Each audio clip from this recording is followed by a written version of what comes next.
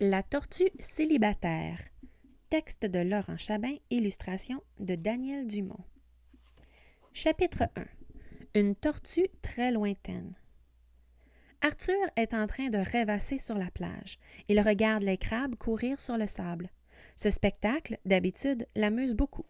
Il adore voir ces agiles bestioles se pourchasser, fuir devant les vagues ou disparaître dans un trou.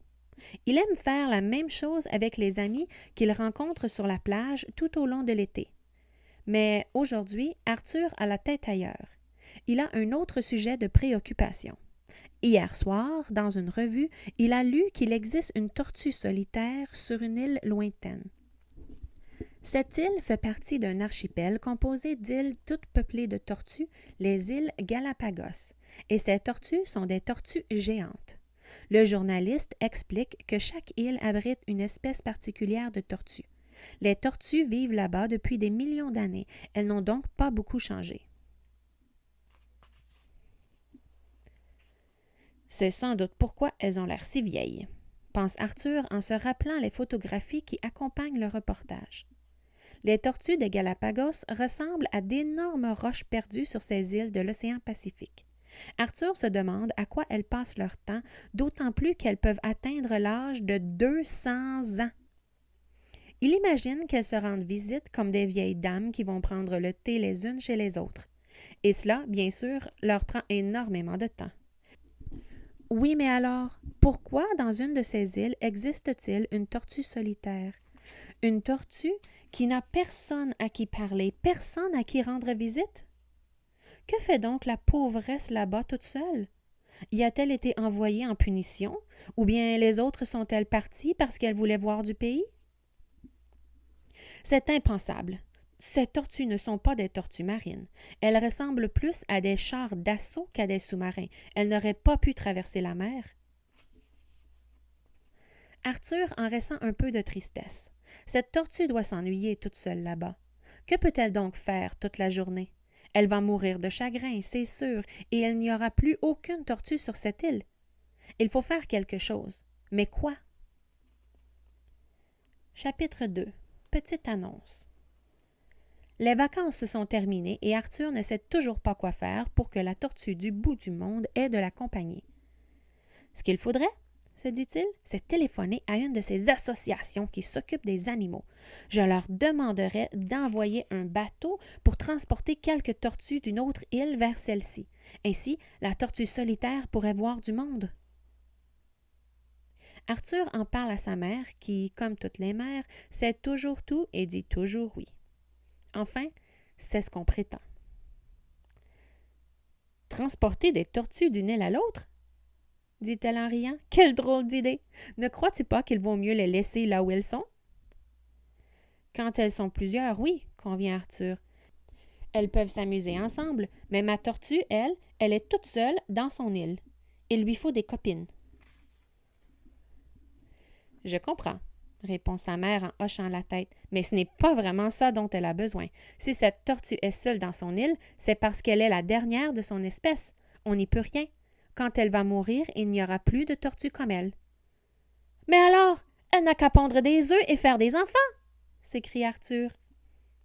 Ce n'est pas aussi simple que ça, reprend sa mère. Pour ça, il faudrait trouver un monsieur tortue de la même espèce. Un mari, bien sûr, l'idée est excellente. Mais où peut-on trouver un mari pour une tortue célibataire? Il faudrait passer une petite annonce dans un journal, dans le journal de l'école, par exemple. Dès le lendemain, Arthur va voir son professeur avec un petit morceau de papier à la main. « C'est pour le journal, » lui explique-t-il. « Je voudrais passer une annonce. » Le professeur déplie la feuille et lit attentivement, en plissant les yeux. Puis il fait un grand sourire et dit « D'accord, Arthur, nous publierons ton annonce dans le prochain numéro. » Effectivement, quelques semaines plus tard, l'annonce paraît dans le journal. Elle ne fait que 3 lignes coincées entre un avis de recherche pour un gant de baseball perdu dans la cour de l'école et une offre de petits chats nouveau-nés. Le texte est très simple. Tortue célibataire, jolie, agréable, cherche Monsieur Tortue, bonne moralité, en vue ponte. Contactez Arthur, classe de Monsieur Jérôme. Chapitre 5. Une réponse. Dans le courant de la semaine, Arthur reçoit une réponse. C'est une amie d'une classe voisine. Elle s'appelle Sophie et possède justement une tortue. « Et c'est un monsieur tortue » précise-t-elle. « Chic !» s'écrie Arthur. « Ma tortue est sauvée! Vite, préparons une boîte !»« Une boîte ?» fait Sophie. « Mais pourquoi faire? Une boîte n'est pas nécessaire. Je peux apporter ma tortue sous mon bras. Je n'aime pas l'enfermer. » « Il faudra bien l'enfermer, pourtant, » reprend Arthur. « Elle devra faire un long voyage, très long, par la poste. »« Mais où se trouve-t-elle, ta tortue? » demande Sophie, très intriguée. « Elle ne vit pas chez toi? » Arthur doit lui expliquer que non, que la tortue ne vit pas chez lui, qu'elle habite très loin d'ici, dans une île isolée de l'océan Pacifique. Sophie n'est plus d'accord, bien sûr. Elle ne veut pas se séparer de sa tortue, qu'elle aime beaucoup. On la lui a offerte pour son anniversaire et elle ne va pas l'enfermer dans une boîte pour l'expédier au bout du monde tout de même. Arthur est déçu. Sa tortue restera donc seule et elle mourra misérablement dans son île, loin de tout. Remarquant son air si désolé, le professeur s'approche de lui et lui demande ce qui le tracasse. Arthur, des sanglots dans la voix, lui explique toute l'histoire. Le professeur réfléchit un moment, puis il s'assoit sur un tabouret. « Vois-tu, Arthur, envoyer une tortue pour tenir compagnie à la tienne, c'est très sympathique. Mais ça ne changerait pas grand-chose à son sort. Cette tortue est déjà très vieille et elle est la dernière de son espèce. Elle ne pourra donc jamais pondre des œufs, même si tu lui envoyais un mari. »« Alors, c'est sans espoir? » murmure Arthur en baissant les yeux. « Oui, » reprend le professeur. « Malheureusement, il n'y a plus rien à faire. C'est avant qu'il aurait fallu faire attention, quand il y avait plusieurs animaux de la même espèce encore vivants. Maintenant, c'est trop tard. » Arthur est désespéré. Sa tortue est condamnée. Et il se demande combien d'autres espèces disparaissent ainsi de la surface du globe parce qu'on a laissé leurs membres s'éteindre les uns après les autres. Et, le soir, dans son lit, tout en serrant très fort son ours en peluche contre lui, Arthur se met à pleurer.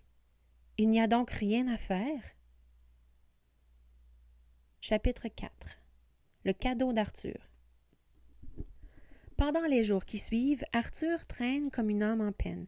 Il semble ne s'intéresser à rien. Sa mère lui a proposé des livres, des promenades. Elle l'a emmené au cinéma. En vain. « Pfff !» répond Arthur chaque fois qu'elle lui propose quelque chose. Et il retourne dans sa chambre pour ruminer sa tristesse. Il pense à sa tortue célibataire, perdue si loin dans son île, toute seule. Ne sachant plus quoi faire, sa mère un jour décide d'offrir à Arthur ce qu'il aime le plus au monde, un animal en peluche. Il en a déjà presque une centaine pourtant, mais il ne s'en lasse pas. Il a des singes, des chiens, des ours, des pandas, des tigres, des hippopotames, des wapitis, des lapins et même une chauve-souris en peluche. Mais pas de tortue. Alors, sa mère, un soir, lui rapporte une tortue. Elle a passé tout son samedi à courir les magasins pour en trouver une assez grosse, aussi grosse que le chagrin de son fils. En la voyant, le visage d'Arthur s'éclaire enfin. « Quelle tortue! Elle est énorme, elle est plus grosse que lui, presque aussi grosse qu'une véritable tortue des îles Galapagos.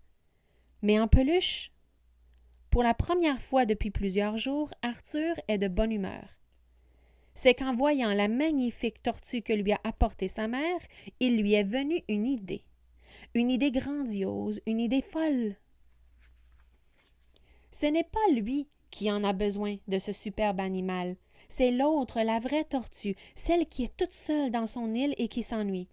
Arthur décide donc de faire un paquet avec l'imposante peluche et de l'expédier là-bas, aux îles Galapagos. Et, même si elle est la dernière de son espèce, il se disait qu'au moins la tortue célibataire ne mourra pas seule.